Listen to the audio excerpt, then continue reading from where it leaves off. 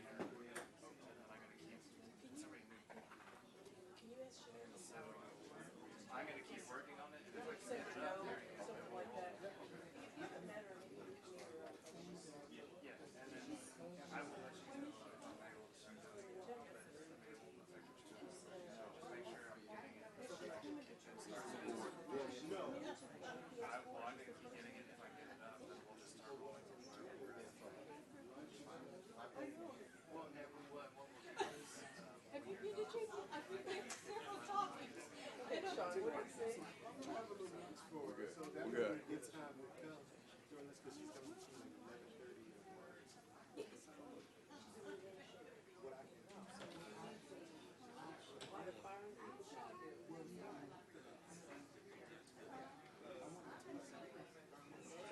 I just told you.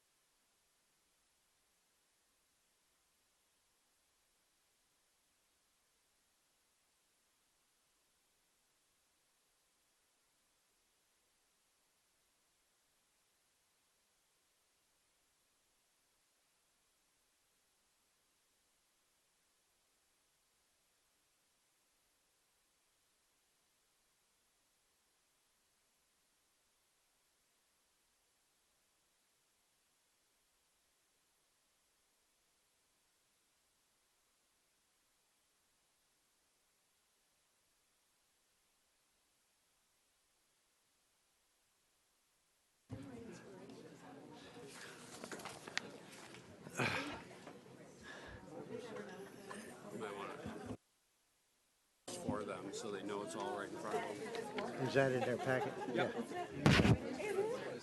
Should be right up on top. Yeah, right on top of the view. Oh, you don't have a light. On your lights inside. Okay, is it on?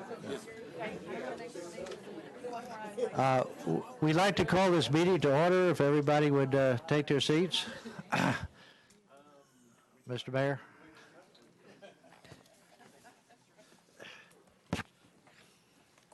Mr. President, because we are live streaming, we need everyone to please speak into your mics.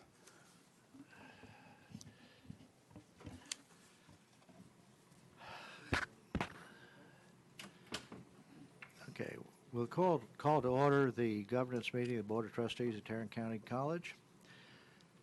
And we will review the proposed board action items for the board meeting on September 19th, 2019. Your notes are in your package. I think everybody has those.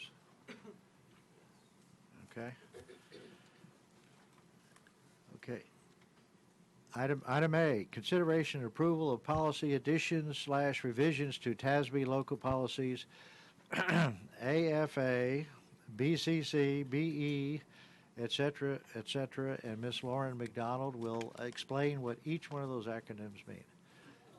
Good afternoon, Chancellor, President, members of the board. Thank you, Reg. Most of these policy revisions are simply title changes due to our restructuring, with the caveat of AFA local. AFA local, we are seeking to have that policy deleted.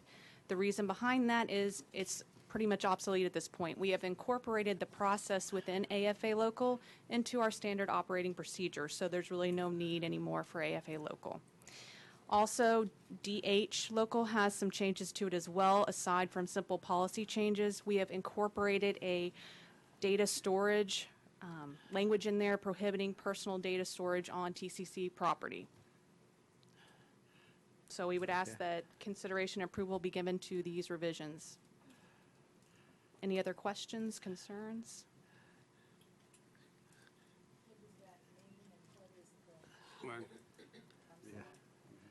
So I would just like a little bit more explanation about that, the prohibition of storing personal data on TCC property, what that means, and what the procedure and ramifications are. Yes, Dr. Morrison. The issue we have run into is employees have been storing personal property, photos, tax returns, other items on TCC property, and when an employee exits their employment here, we are having to spend time culling through that data, disseminating what is TCC property versus what is personal property. We are trying to put a limit on that as far as how much people are doing and storing on personal data on TCC property. TCC property is government property. It is not for personal use. So beyond that, time frame, is there a time frame for implementation so that all employees will be notified? How is that going to be policed? How it's going to be policed is if this gets approved in the board, it will be sent out to all employees, notifying them of this. For de minimis use, I don't think that's going to be an issue. It's going to be more of a concern for people after they leave their employment and immediately demanding, I want all my pictures I had stored on my property. I want all my music I had downloaded on TCC computers. That's kind of the issue we're running into. So we just want to forewarn people that in the event that you do store personal items on TCC property, it might not be considered your property anymore. So policing it, that's going to be a work in progress. Hopefully going out and sending this policy will send the message that you're doing it at your own peril if you start using TCC property that way. Is this even allowed, that they store personal? Right now it's happening. Right now it's happening. And so we're trying to encourage people to not do that. It shouldn't be happening. So my concern is not about the policy being put in place. My concern, it would be about the arbitrary, of course we would never do anything like that, arbitrary usage of that policy to take action against a TCC employee. And so my concern is we're putting the policy in place. I have great concern over the coming procedures and practices that will follow the policy. And perhaps we can definitely explore that further with human resources about what will be considered de minimis use, what will be considered too much, and go forward on that. But the first step would be having it in the policy. So let me ask another question. Yes, ma'am. What is the problem if we delay that until we get some more dialogue on how that's going to be implemented and policed? Well, the issue is we are going to be on lockdown with changing our policies after this board meeting. We will not be able to make any changes to policy until January. So if we delay, we're not looking to change policy again until January. Okay, so explain that a little bit further. What's the lockdown and why? The lockdown is due to the Texas Association of School Boards. That is the entity that promulgates our policies as well as most of the policies for other community colleges in Texas. They will do update 37. Once our policies are set in place in September, they will use our policies that are in place to derive update 37. So we can't make any changes while they're reviewing our policies to make upcoming changes based on the legislature. I'd like to point out that in my experience being a lawyer with representing many companies, that this is a almost universal standard policy for in the business world, and I would suspect it would be in the other colleges and so forth and so on. It is the computer is, this computer is the property, and the information in it is all the property of the college. And so when you put personal stuff in there, it becomes troublesome, and for a lot of reasons. But I appreciate your concern, but I'm not concerned because it's such a universal policy that I've never seen it abused. I've never, ever seen it abused. Well, Mr. Greenhill, my concern was not about it being abused.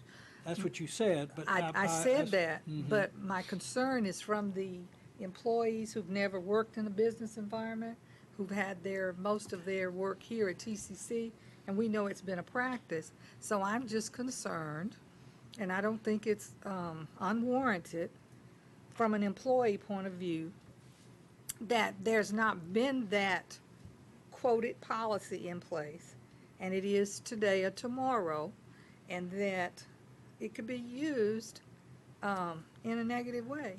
And so that's my concern. Yeah, and I'm just saying I'm not concerned with that, but that's okay. But I don't think we need to delay it. Then you can vote for it, and if I choose to. Yeah, sure, I can agree. vote against it. I'm fine with that. That's what it's all about, discussion. Any other questions that I can answer at this point? Or? Okay, thank you. You're welcome. Moving on to item B, consideration and approval of the 10-year lease agreement between TCCD and Texas A&M Board of Regents for Tarleton State University shared space at Trinity River campus in the amount of $2,010, parentheses, paid to TCCD, parentheses, Mr. Gary Prather. Yes, sir. This is to finalize that agreement that we've been working with Tarleton for the past 2 years. We have occupied the building, $2 million upfront cost to finish out, $1 a year lease for 10 years. They have paid for planning services and design services. Is this going to be paid in one lump sum upfront? That is correct. Okay. Questions? Comments? Item C, consideration and approval of a one-year contract renewal with Tradesman to provide leased labor services in the amount of $1,250,000 not to exceed. Mr. President. Yes, sir. This will allow for leased labor services that allows us to augment staff during periods that we're shorthanded, and mostly occurs in the grounds and the plant and occasional project manager. is there a minority participation level desired on this? Desired. Well, I mean, this is something that we We require. work on the guidelines of the 20% of TCC, but this is a service that it's not owned by MWBE, Right. but they provide people that are what am I looking for, Harry? What's the word I'm looking for? Disperse. Clientele that they provide for us. And it changes, diverse. It will change daily because people come and go. Okay.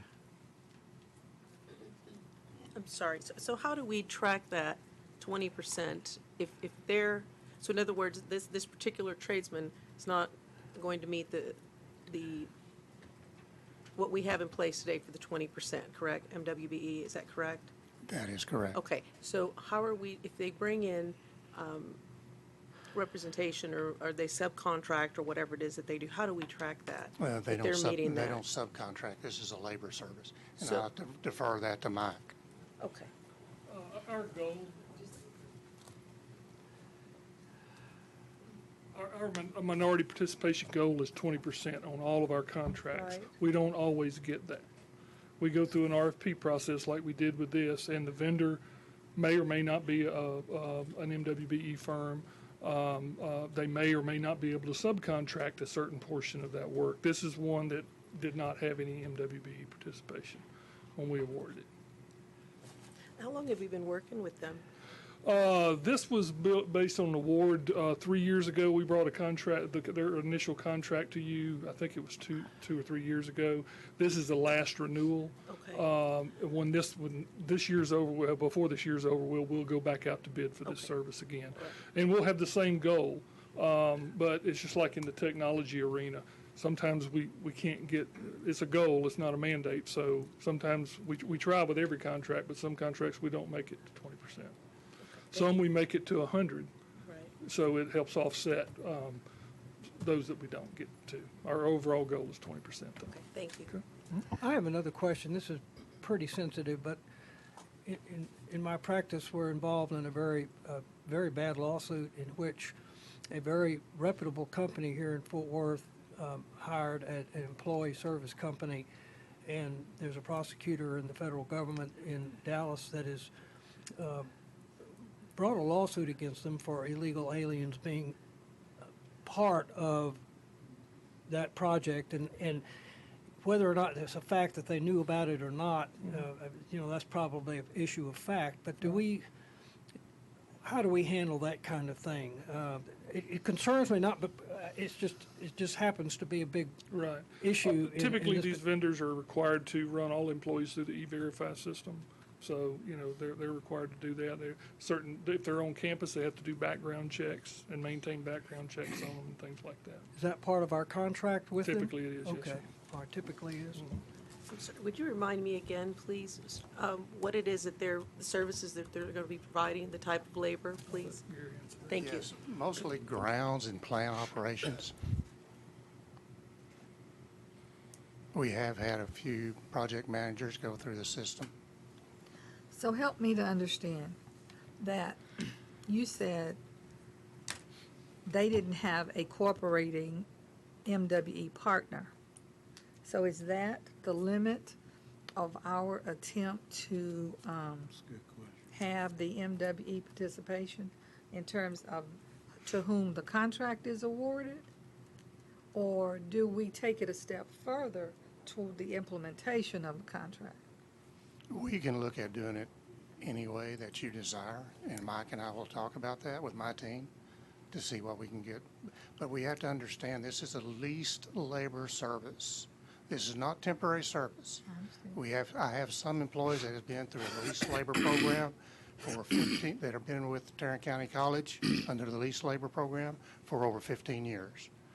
That's a difference between leased labor and temporary labor.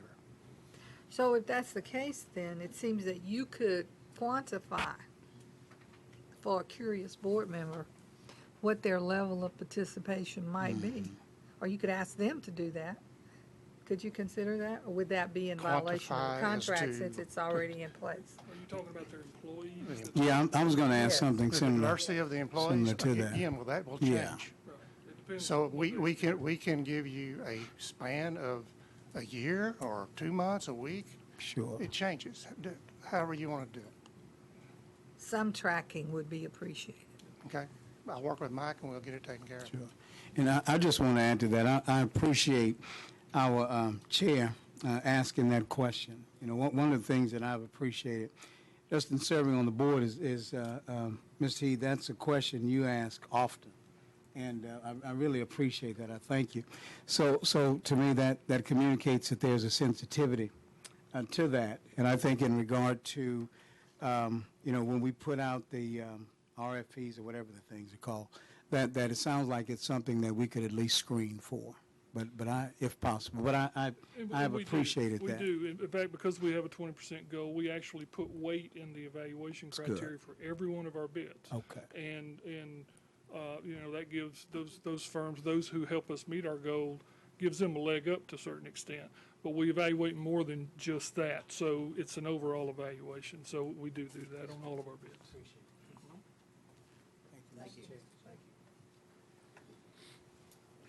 Item D, consideration and approval of contract with.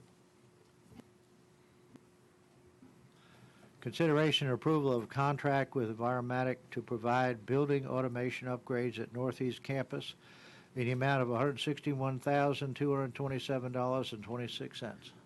We have brought several packages to the board for approval throughout the district, and we're got a front end on Northeast Campus we need to install that will help with the environmental control and also energy efficiency.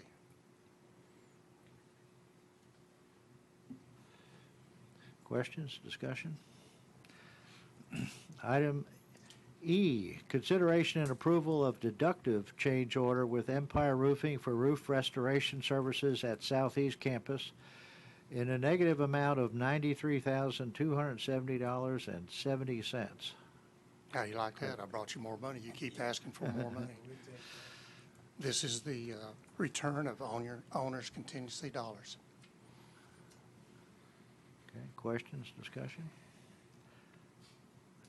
Item F, consideration approval of contract with Skanska USA Building to provide pre-construction services at Northwest Campus in the amount of $225,000 not to exceed.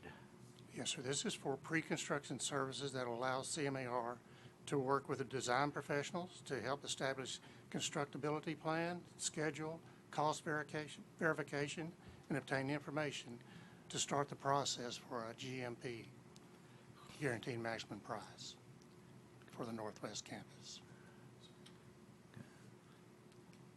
Questions, discussion? Item G, consideration and approval of contract with weatherproofing services to restore roofing on East Fork, West Fork, and Clear Fork buildings at Trinity River Campus in the amount of $820,005.78. These roofs fall within our roof management plan that allows us to refurbish instead of replace roofs. This gives us substantial savings of 30 to 50%, plus also gives us a 20-year roof system. Those were very impressive pictures of the Trinity River roofs. What kind of roofs are these? Flat roofs and Yes, sir, they're flat roof, single ply right now. But we go back in there on the coating and we get the energy efficient coating and we catch a little bit more. That is a, Kirby, is that a, what is that, silver or gold lead building? Was silver. It was silver. So we maintain the energy efficiency with the new roof system. Okay. It saves, like I say, it saves us a lot of money. how old are those roofs? Radio Shack was built about 18 or 20 years ago. Okay. Questions, discussion?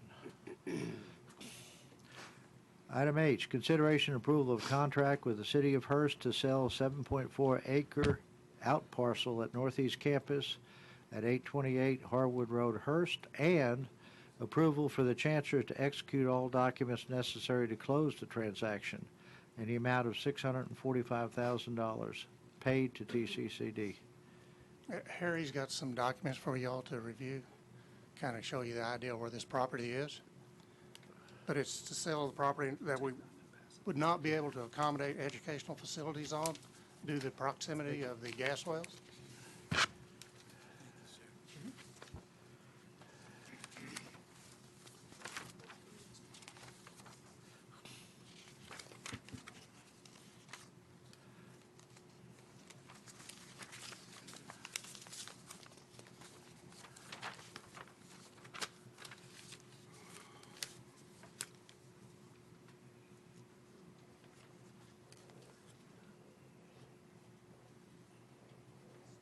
If you look at the map on the back, you will see where that property is located. It's back behind the gas wells. It's been a dumping ground for the City of Hurst residents for years and years that we have to maintain and clean up. That's for their animal shelter. That's for the animal shelter and a community dog park. And what, I'm sorry? Community dog park. Okay, yeah. Have we had any further discussions about participating in any of those activities? We'll have to defer that to Dr. LeBlanc. If there's been any educational sharing opportunities with the City of Hurst in the vet tech program, maybe? So we have been in conversation with them, and where we are, I'm not sure because we've had a lot of changes over there, but it is under consideration. Yeah, okay, thank you.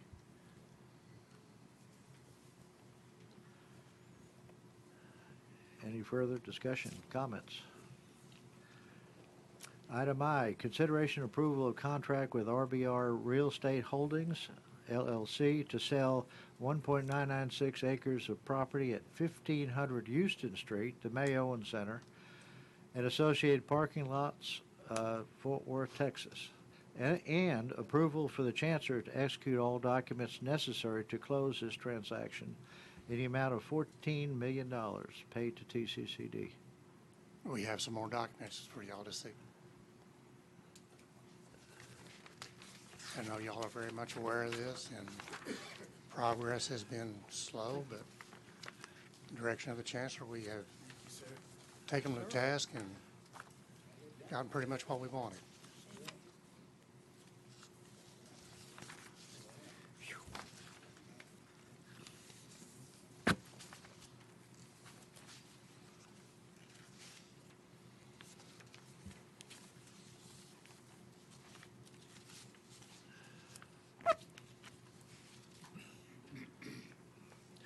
And part of this is that we're allowed to occupy the property for... You will occupy the property until September the 1st, 2021.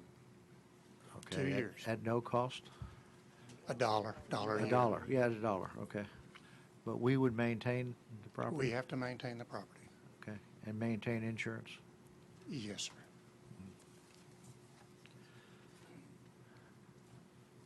And no taxes? No taxes.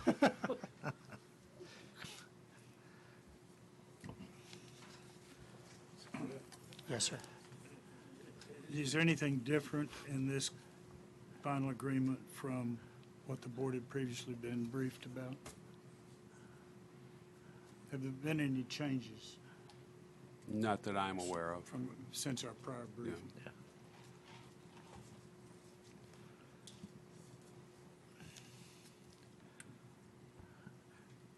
Any further discussion, questions? I do.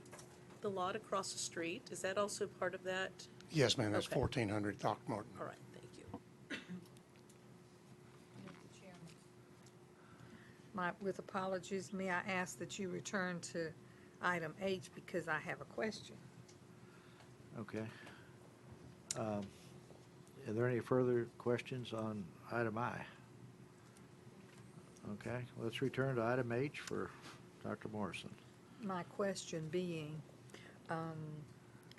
will there be anything in the deed restriction to ensure that any further future use of the property would not be in conflict with our campus usage?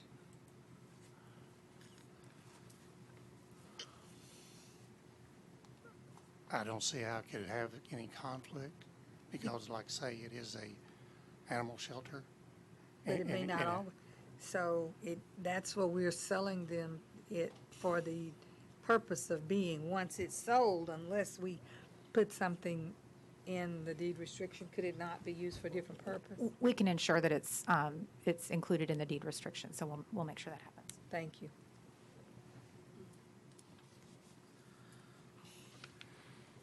Any further questions, discussion of item H? Let's move on to item J. Consideration and approval of contract with Solid Border for purchase of Cisco EAS email security appliance in the amount of $109,388. Mr. Jacob. Yes, this is the Cisco Email Appliance System, EAS. It manages our email, and it's used to reduce spam viruses, helps eliminate the phishing campaigns that you see and hear about in the news. This is also part of our transition to a cloud-based. Right now, we have this system, but it's in our data center, and so this year is going to be a transition into the cloud-based version of this. Okay.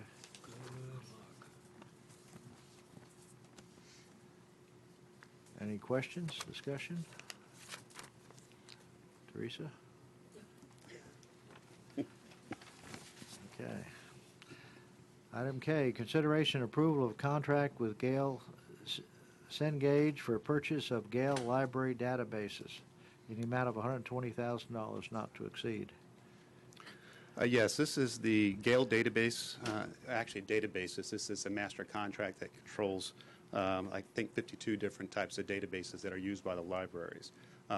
Every student, faculty member, staff has access to this. The community itself can come into the libraries and actually have access. And these cover different types of educational databases, literary databases, engineering databases, things that are just, it's a service that we provide to the community as well as to our students. Excuse me, these are actually physical, or are they virtual? They're virtual. They're virtual? Yes, Okay, yes. all right, thank you. Any other questions, discussion? Item L, consideration and approval of contract with Oracle America for purchase of Oracle campus licensing adjustments in the amount of $173,577.70. Yes, this is actually an increase over our Oracle license. Every year we go through a licensing audit by Oracle, and this is the first year that they've actually popped us for additional users. It hasn't changed in the last few years, but they've decided this year that they're going to add to this, and so it's for $173,000.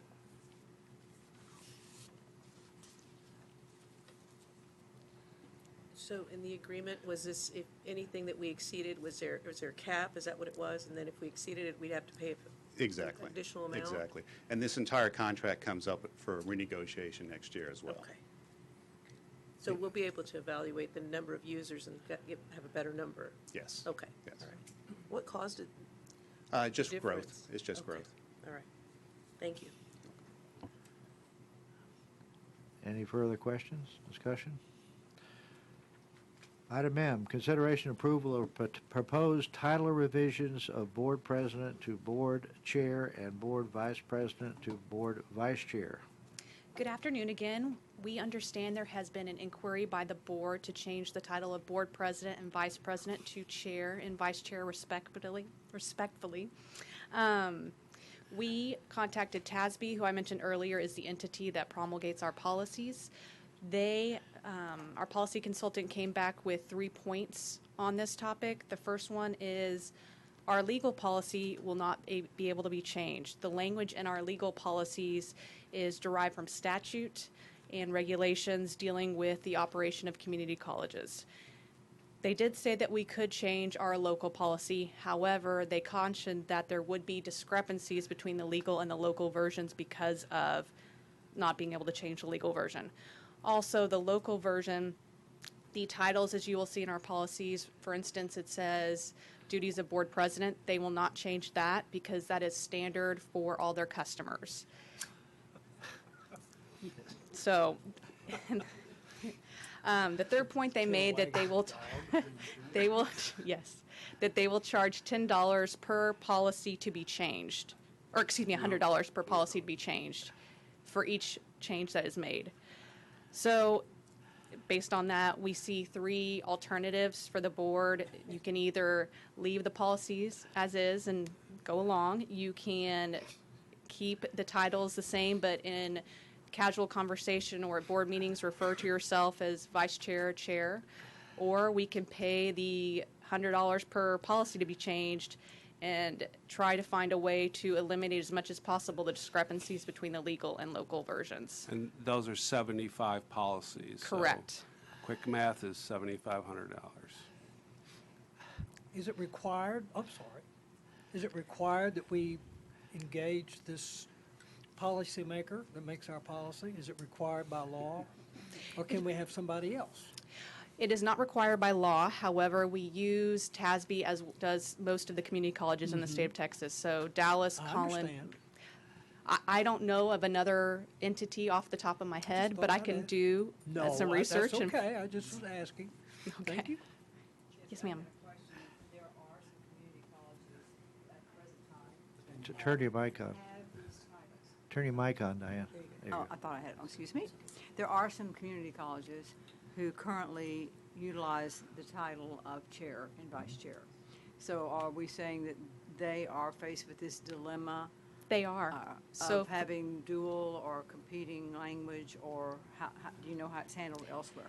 Correct. They are facing that same dilemma. For instance, Dallas County Community College, Blinn, and Collin all use the chair vernacular. However, if you will look at their policies, there is the inconsistency between the legal and local version.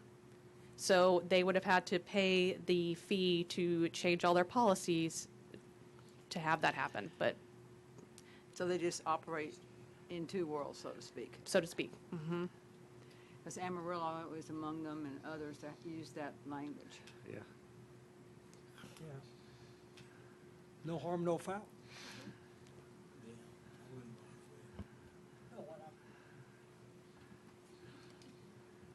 Any other questions, concerns?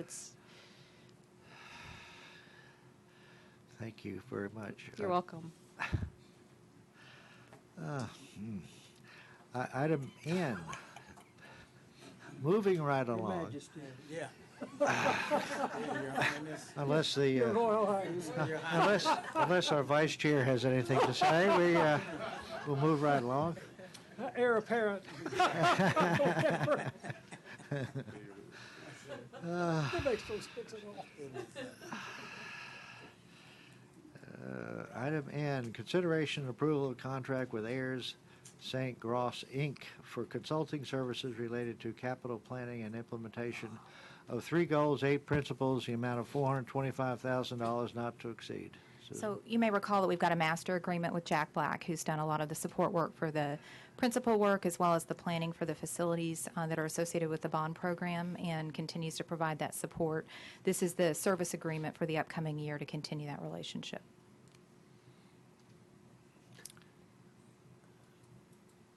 And while Mr. she's Grant. up there, I'd like to go back to H2. Just for a Let's, second. let's finish with this, we'll go Just back to okay. H. That's an annual? Is that an annual? That is an annual amount. Yes, ma'am. So, yeah, so for the record, just a quick summary. Exactly what do they do again? So they provide consulting help for the 8 principals that are all working. For the upcoming year, we've actually identified some deliverables in terms of helping us develop a 5-year capital plan, a 5-year technology plan, as well as continue the work of the principals. Okay. 1 year. Can you summarize how long we've used them up to this point and what we paid for their services up to this point as well? So it's been several $100,000 per year since 2017, I believe, is the first year of the service agreement, but I can get those details to you. Thank you. And the other question I had to that is this project management work, or is that outside of, this is just consulting but no project management, is that correct? There is a separate contract for the program management activities with D&M. Okay. Yes.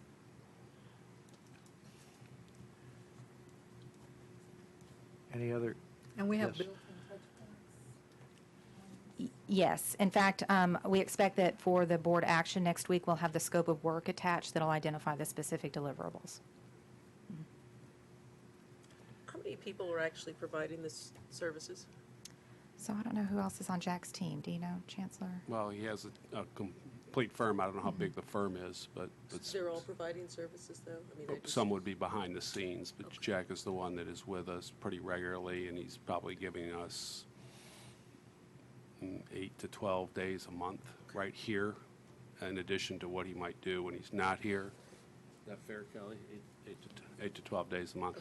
And a consultative role is much different in this capacity. He lives with us and he drives a lot of the initiative and the activity, particularly around the goals and principles, to ensure that the deliverables and the goal and principles are accurately inform the facilities planning, if you will. So it's a planning effort, and I will call you back too. We do not have a planning office on this campus as such. And so, and one of the reasons why is to be able to be fluid and flexible in procuring services like this, specifically for where we are at as an institution, in both initiating the goals and the principles and now the recommendations that are coming from that work, and where those recommendations go to ensure that from a program, services, facilities, technology, it all lines up. So those are a little bit more into the weeds as the detail as a consultant. The other thing I'll add is the way that this is structured is that it's a billable hourly rate, so we only pay for the hours that he's actually providing services to us. And as the Chancellor alluded to, this is going to become that much more critical with the implementation of the bond program as we plan how to ensure that those facilities meet the needs of the district long term. Thank you. And so am I correct in thinking that this structure that you've put in place, Chancellor, then allows and enables all staff to be more involved in that planning process, more engaged, more? Part of the strategy is just that, and you've seen that. You've seen it live and you've seen it in pictures, yes.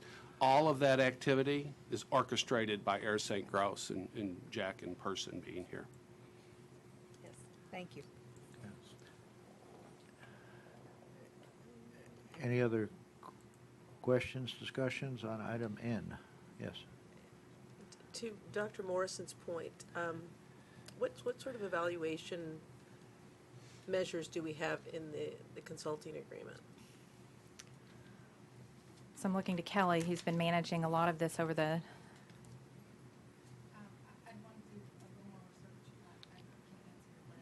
Yeah. Sorry. I'd want to do a little more research and find out a little bit more about what measurements you're looking for. I don't have the answer right now. I will say that with the upcoming contract, with all of the planning work that's happened over the last couple of years, we have definitely shifted the scope for the upcoming year to have the specific deliverables of a plan that can be adopted for both capital and technology over a longer period of time, and integrating that with our bond work. So there will be specific deliverables that we have milestones and deadlines for. Okay, so we're using the milestones that they're as in the deliverables as a measurement tool. Is that right? Mm-hmm. Okay. Yes. All right. Thank you. Any other questions on item N? Let's go through item O before we go back to item M, since Susan's up there.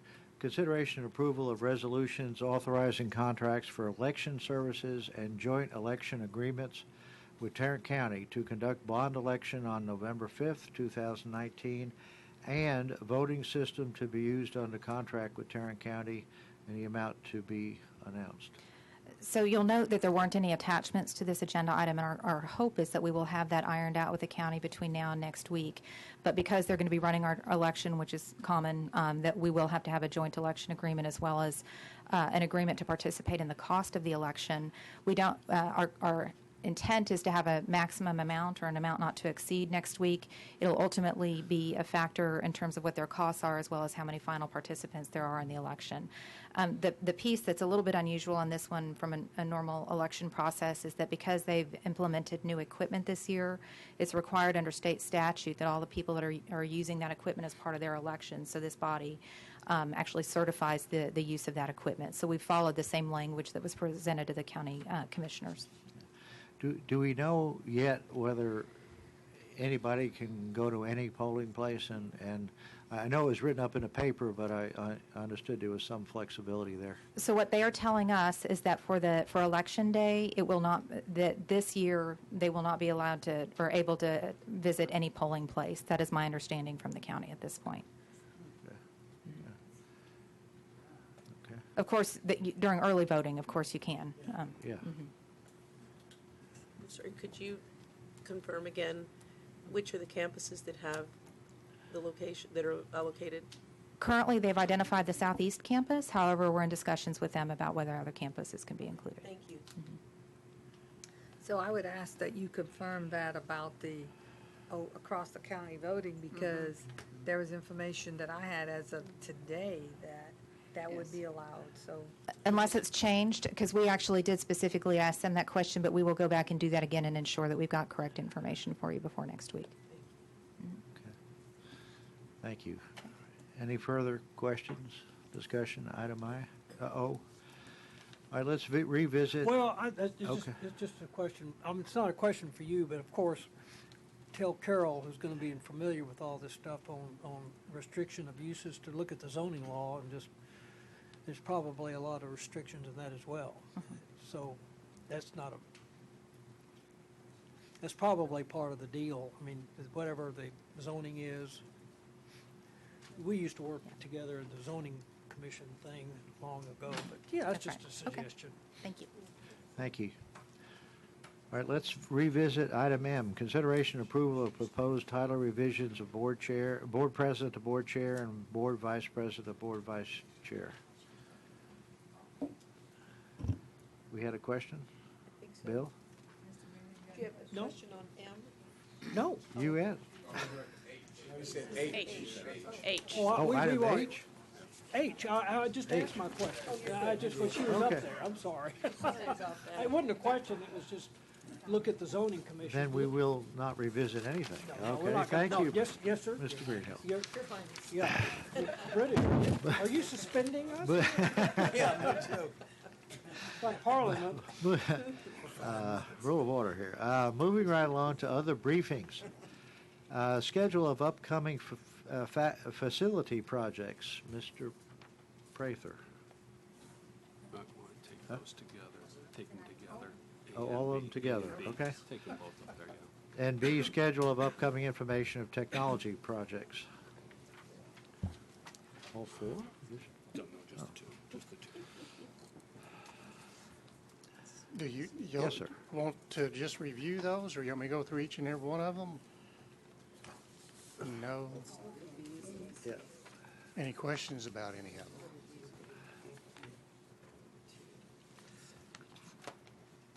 I hope they're all about IT.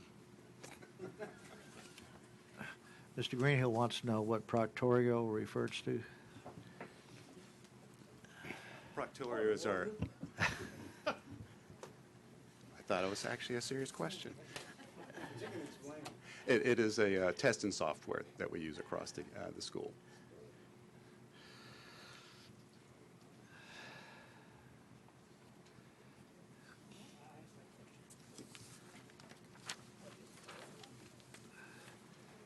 Thank you. Item C, guided pathways. Dr. Elva LeBlanc. Hallelujah. Good afternoon. Thank you for the opportunity to give you an update on guided pathways. And you have the clicker? And this is in your packet. You each have a hard copy in your package, and to the bottom left on your laptop, you can access it there as well. So, very good.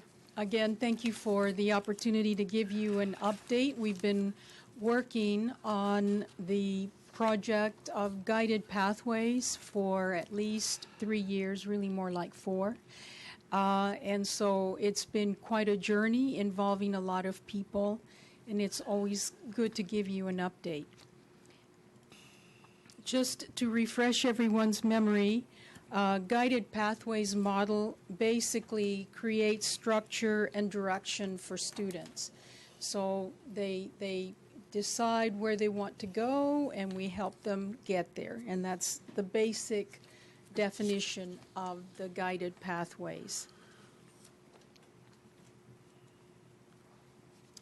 So the results that we want is to develop world-ready students. And we look at measures, performance measures, to determine the progress that we are making, whether it's to review the programs that we are implementing, to see the sequence of courses, etc. And some of the key performance indicators you have listed there. It's the number of college credits earned the first year, the first term and the first year. There are courses that we know the students must be successful in completing in order to be successful throughout their career as a student. And those are the math and English courses, so we look at that. We also look at the number of credits earned in the program of study the first year. Many of our students are part-time students, and so they may not have completed as many of the courses that we would like for them to complete. So we look at that. We look at the persistence from term 1 to term 2, and then we look at whether they complete at how many courses, what they've completed at the end of a year. There's also the issue of equity and outcomes, and so increasing the number of students from different backgrounds consistent with goals is what we want to accomplish. Let me ask a question, because it's kind of interesting. If this is working, the total number of credit hours that each student takes should actually decrease. Ultimately. Yeah, from, I think Yes. right now it's 80 or 90 credit hours, and Right. so much of that time is wasted. So, That's right, because we're shifting from letting students just, explore and take whatever course they want to helping them make better decisions for themselves.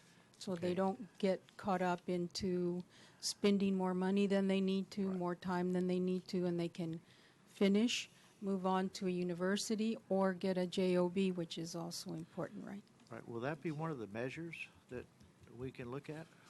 We can certainly bring all the data on that, but we do look at all that information.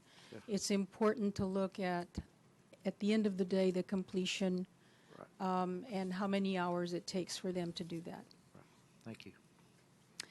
So we are trying to align guided pathways with the 3 goals and 8 principles. That obviously is very important because the 3 goals and 8 principles are part of the cultural changes that we are experiencing at the college.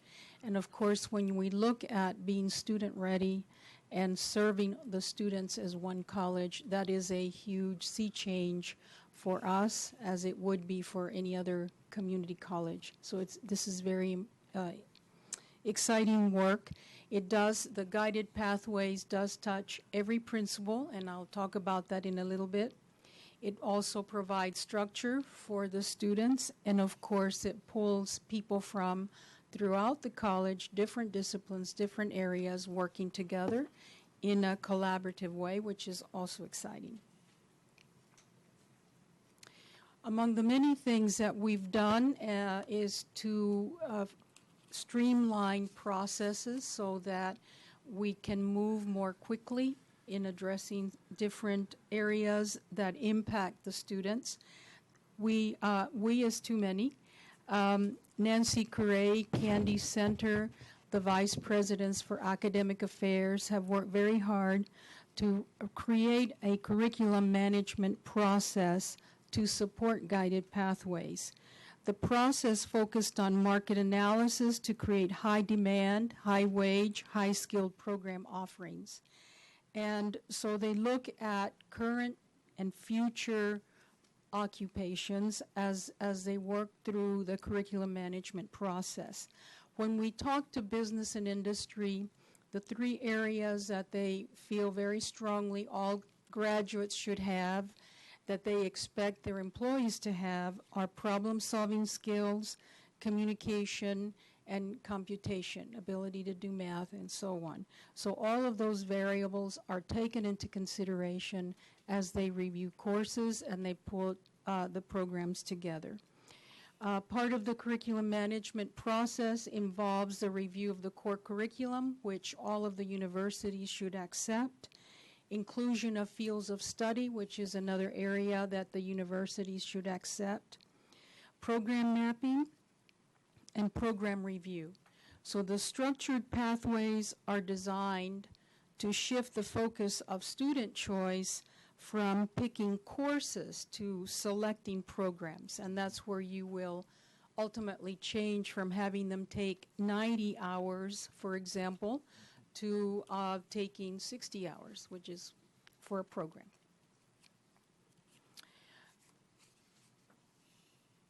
When we talk about program mapping, we're really creating a focus area that we call meta majors. It's a fancy name for focus areas. And the focus areas that we've identified at Tarrant County College are linked to the 16 career clusters that were identified by the U.S. Department of Education. And you can see there we have the STEM, business and industry, human and public service, arts and humanities, health science. Again, I want to stress that creating the maps has involved many of the college community. In addition to the faculty, you have people from Student Support Services and others involved in the conversations. Ultimately, we want to abandon business as usual. You've seen this before. Dr. Jordan has given a presentation on where we are currently and where we want to be. So when you hear that students are not persistent, look at all the steps they have to follow in order to finish a certificate or a degree at Tarrant County College. So we want to abandon this, all these steps, and move into the student-centric process. And again, you've seen this before. I borrowed this from one of Dr. Jordan's presentations, so that it's a seamless transition for our students. And the guided pathways supports that effort.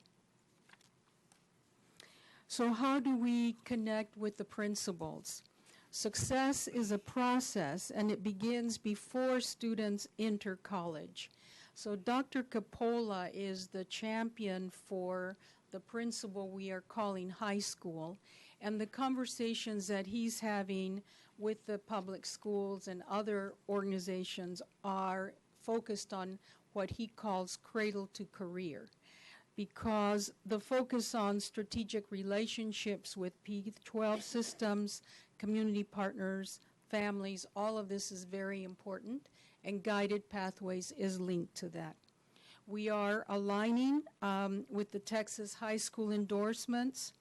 Also, we are looking at House Bill 5, which stresses the high school endorsements, and our dual credit, which up to this point had been focused on academic preparation, is now including career and technical education, and that's opening doors for a lot of students. So Dr. Capola is an overachiever. He's champion of two principles, and the other principle is the student experience, which basically is another way of stating recruitment and what you do prior to registration and at registration and the onboarding of students. So we focus with the beginning with what is the end goal, and so we try to have conversations with the students about what careers are they anticipating in their future, what do they want to accomplish. And so we can see that we want to create a smoother pathway for them, a less complicated pathway.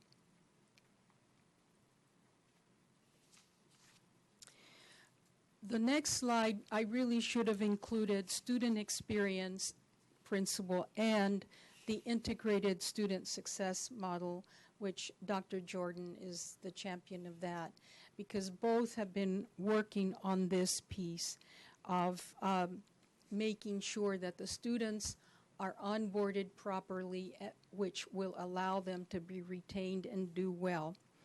There were questions at previous governance meetings about advisors, and just as an FYI, we had 176 Student Development Services staff members complete the National Career Development Association training and are now certified career advisors.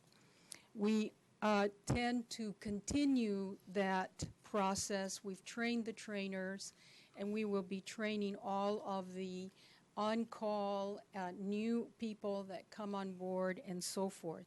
So while the principal work is taking place, we are still working on the operational piece, and we keep the trains running on time. Dr. LeBlanc? Yes, ma'am. Could you tell me how we're measuring what is onboarded properly? Is it a time frame? Is it the number of students? Is it the number of steps? How are we measuring what is considered a successful onboarding or a proper onboarding? I'm sorry, Dr. Coppola is ill today, but did you want to respond to that? You need to come up here. So it does include all of those things. The number of students that we get through the process, ensuring that students don't have to come back 3-4 times through the process. So all of the things you mentioned are included as metrics to a successful onboarding process. Yeah. At the end of the day, it's the number of completers that you get, right? So the other principle is the integrated student success model, and they have so much activity going on that it was hard to put it all in one slide, but it's the identification of college resources to help students complete their degree. And again, when we talk about advisors, for example, there are lots of staff that do advising that may not have advising as their part of their title. And it was brought to our attention effectively that there are 4 different categories of advising. There's the college and career readiness advising, which we have our college outreach group, CACO, that do a lot of work. We work with the high school counselor, so there's a lot of advising that happens long before they come to us. There's also advising for onboarding, which includes testing, career specialists, success coaches, and so on. And then we have academic advising, which includes faculty advisors that we have, the superadvisors, academic advisors, CTE advisors, all of those already on staff. And then we have specialty advising and mentoring, which includes, we have, for example, a counselor in the Veterans Center that focuses on issues linked to the veterans and ensures that they have correct information and that they're there to be supported. So those are examples of what we are doing, and we have, and the evaluating the resources is really important prior to taking action. We need to know who do we have working for us, what are they doing, how are they serving the students before we move forward. So it's very exciting work that they are doing, and I haven't mentioned it, but it does include a lot of the work that was done for the strategic enrollment management planning that took place in the previous years as well. So we're not wasting any of the work that's been done up to this point. So another principle that's doing important work that impacts guided pathways is the scheduling and facilities utilization principle. And that the focus of it is to create a college-wide, multi-year schedule informed by guided pathways to support student completion. This makes folks a little bit nervous because we're looking at creating a schedule that's at least 2 years, maybe 3. And so we're not quite used to that, but we can do it, and that's the ultimate goal, so that the students can actually plan their lives for the next 2 years if they so choose. We also have the integrated instructional learning environments, and the champion for that is Zarina Blankenbaker. I've often said that while everyone plays an important role in helping the students, what distinguishes an extraordinary post-secondary institution from everyone else is the faculty. And so Zarina has the privilege of working with the faculty and looking at ways in which to support our students in not only learning the skills that are required for each course, but in becoming real-world ready. And that's an awesome definition that they came up with, because it's bigger than that particular course and program, but also wanting to prepare them to be good citizens, wanting them to prepare them to be successful in a job and whatever they choose to do.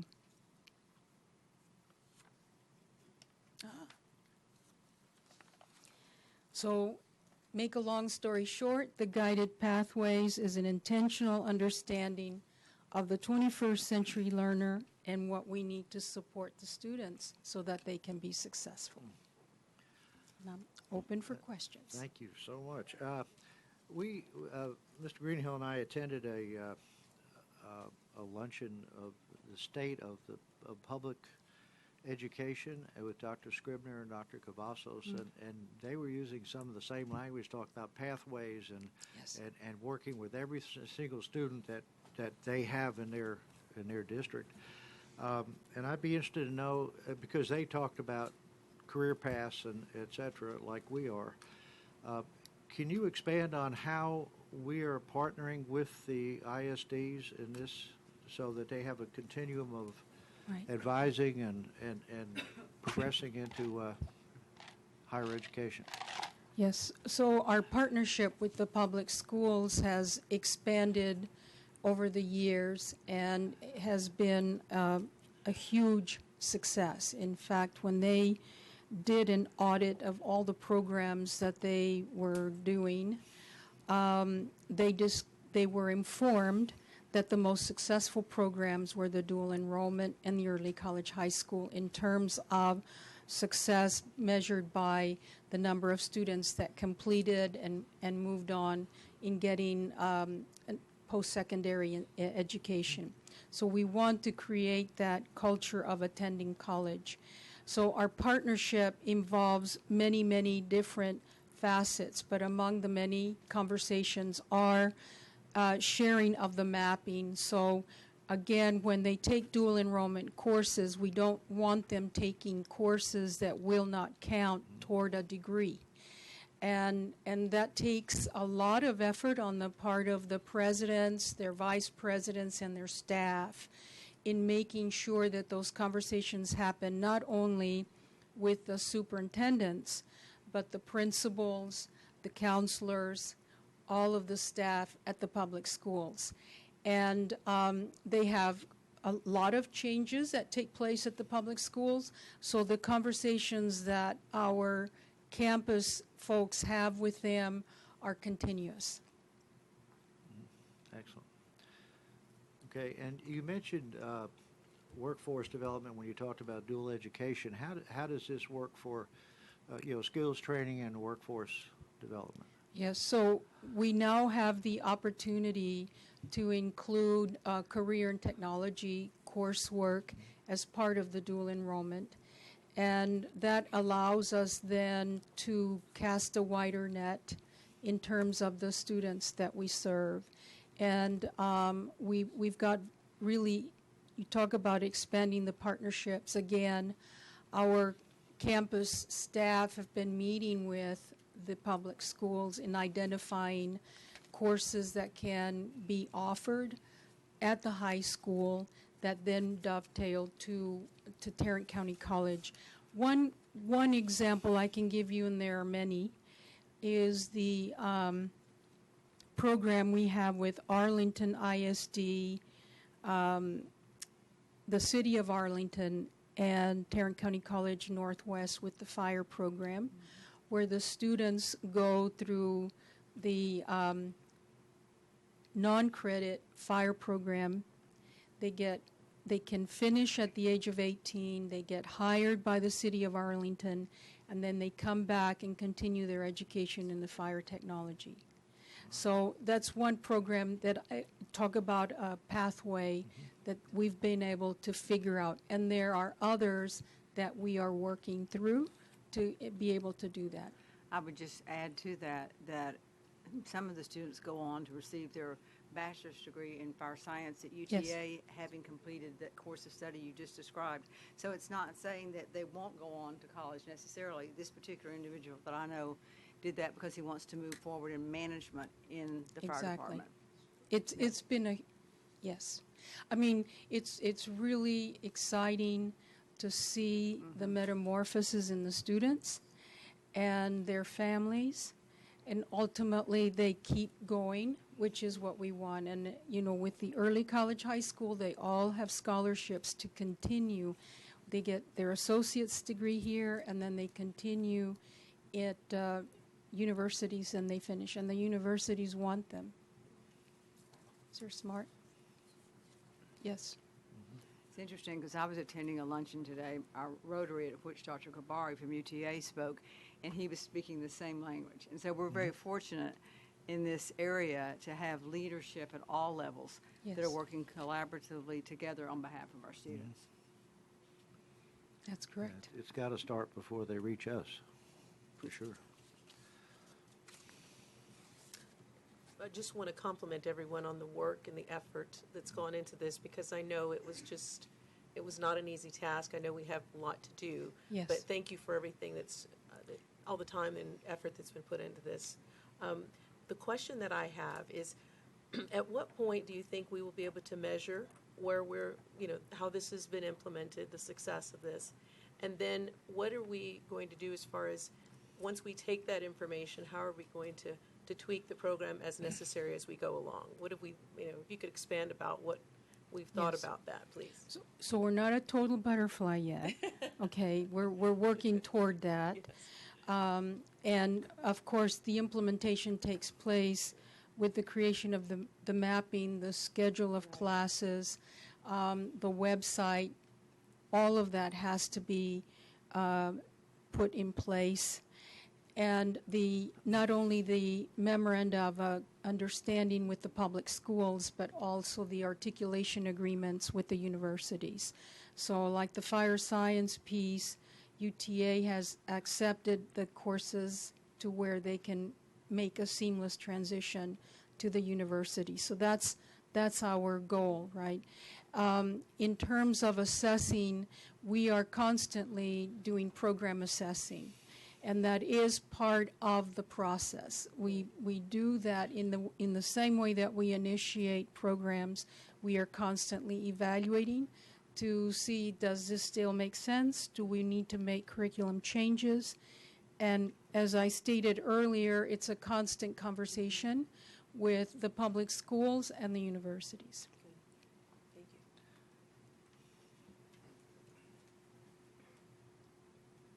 you. The legislature meets every 2 years. And what do you see as, this may not be able to answer this question, some of the barriers that the law has to this sort of thing? And as I understand it, there are committees being established that Correct. you might be a part of, or somebody that the community colleges and universities are a part of, to try to do away with some of these barriers. And it's also very controversial between universities and colleges and so forth. Do you have any Right. So it's a fun journey, right? Because everyone has a different agenda. If the agenda was always the student as the focus, it would be an easy journey. That's not always the case. And so Senate Bill 25 is one that is requiring that the universities and the community colleges work in concert to identify courses that the universities will accept. The challenge often is that, yes, you put all these pieces in place, but then they may add coursework and so on, so ultimately the student ends up taking more courses when they get to the university. So those are all things that need to be worked through. There are states actually that have figured it out, and when they put it in place, it wasn't popular. But once they put it in place and the students were successful, then everybody celebrates. So I'm hoping that that's what will happen here. But we're just getting started. To add what our vice chair said, I want to compliment you on your particular attention to career counseling and these advising and all aspects of that.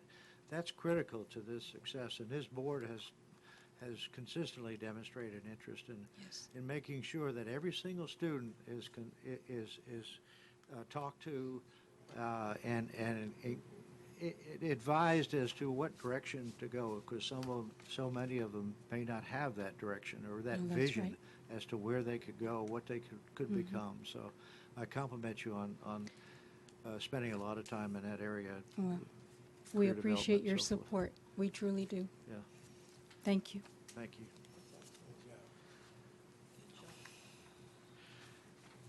Item D, South Campus Rotunda. So we don't need anything from you today or next week on this item, but we wanted to make you aware of a recommendation that staff has that we're moving forward with that you may start to hear about or see some activity associated with it. But essentially, the Rotunda building at South Campus was constructed back in, became operational in 1973. And since then, beginning in 2004, there have been a number of assessments of that facility, and it's been concluded multiple times at this point that it's at the end of its useful life. In addition, because of the condition of the building, and I'll show you some photos here in just a minute, we're spending about $107,000 a year on maintenance just to deal with the emergent issues. Most recently, we've completed, oh, I'm sorry, I'm not moving ahead for you. So that's where it's located, is there in the center of campus.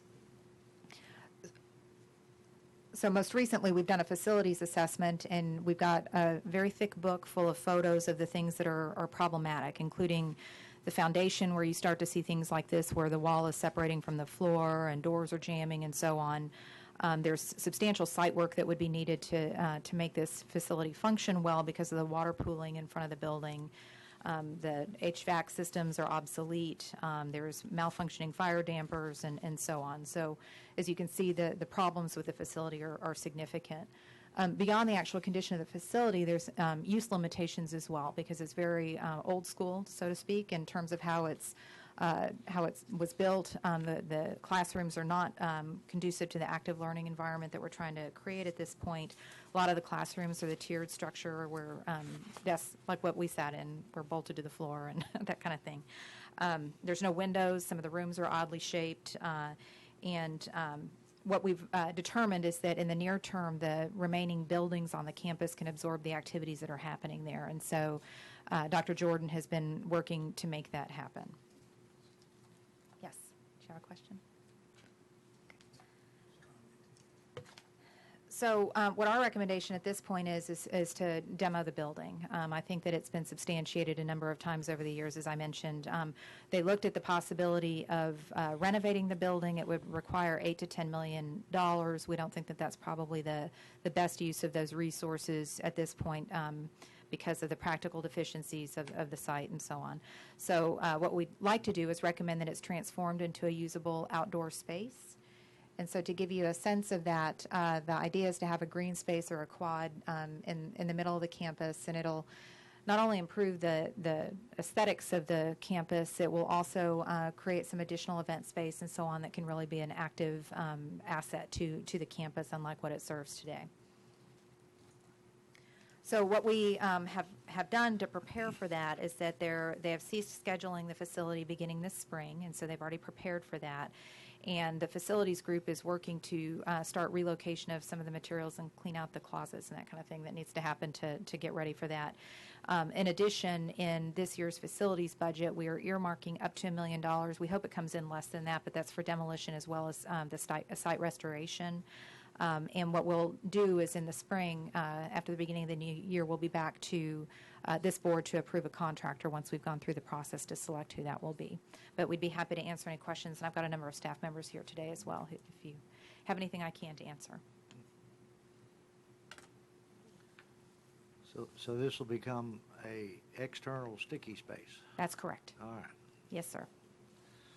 Is there any plan for, well, we don't have plans yet for any covered areas? In that open space? No, it's all open air. All open? Yeah. Okay. Okay. All right, thank you. Questions, discussion? Thank you. We will have a brief closed session. The TCC Board will conduct a closed meeting as authorized by Section 551 of the Texas Government Code in order to seek the advice of its attorneys, A, B, to deliberate real property matters, C, deliberate personal matters, or D, deliberate security devices or security audits. The board will then reconvene in an open session to adjourn the governance meeting. So we will adjourn to the board conference room.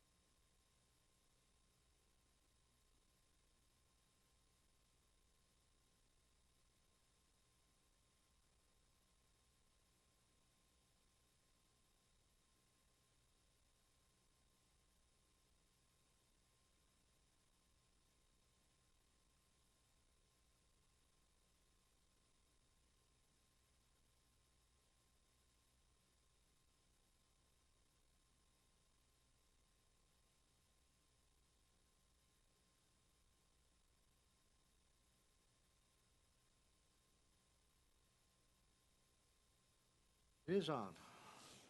It's just not, but I'm not close enough. We have reconvened the meeting and we have adjourned the meeting with no action taken. Thank you. All right, thank you. All right, see you all next Thursday. I was going to take a roll call.